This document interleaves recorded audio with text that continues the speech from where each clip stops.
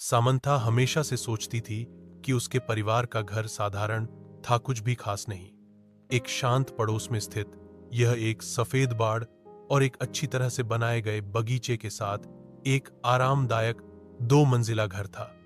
फिर भी जैसे ही उसने एक दोपहर धूल भरे अटारी में घूमते हुए उसकी नजर कुछ असामान्य चीज पर पड़ी।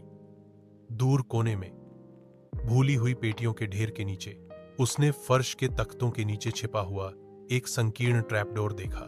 जिज्ञासापक इक्वड वह घुटने टेक कर बैठ गई और उसे खोला।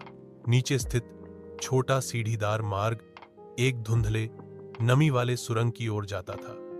दीवारें पत्थर से बनी थीं और एक हल्की ठंडी हवा अंदर से फुसफुसाती हुई प्रतीत होती थी। दिल धड़कते हुए सामंथा सावधानी से उतरी, उसकी टॉर्च अंधेरे को चीरती हुई। सुरंग उसकी उम्मीद से कहीं अधिक लंबी खिंची हुई थी, जो धरती के नीचे मुड़ती और घूमती थी। वह हिला नहीं सकी। उसे यह महसूस हुआ कि वह अतिक्रमण कर रही है, कि कुछ उसका इंतजार कर रहा है। अनंत काल की तरह लगने के बाद सुरंग आखिरकार एक छिपे हुए कमरे में खुल गई। दीवारें पुरानी किताबों की अलमारियों से भरी थीं, अजीब चमड़े से बंधे संस्करणों से भरा हुआ।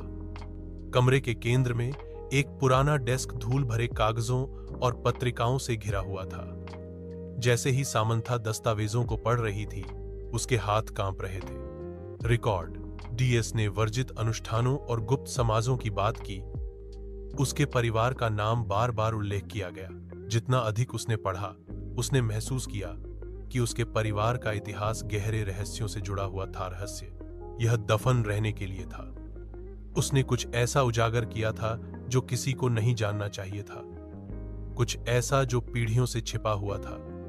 जैसे ही खोज का भार उस पर पड़ा, उसने सबसे हल्की आवाज सुनी।